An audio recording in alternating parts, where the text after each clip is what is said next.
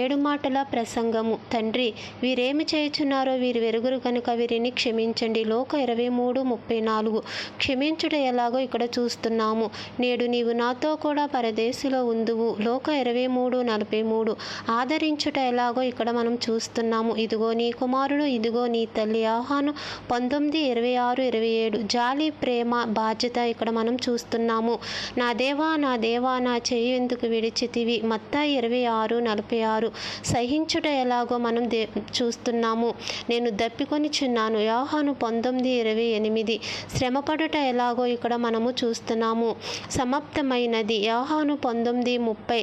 సాధించుట ఎలాగో మనం చూస్తున్నాము.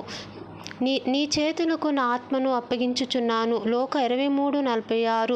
చనిపోవుట. దేవుడు మన కొరకు ఎలా చనిపోయాడు, ఎన్ని సహించుకున్నాడు, ఎంత బాధ సిలువలో పొందాడు, ఎంత రక్తము మన కొరకు కార్చాడు.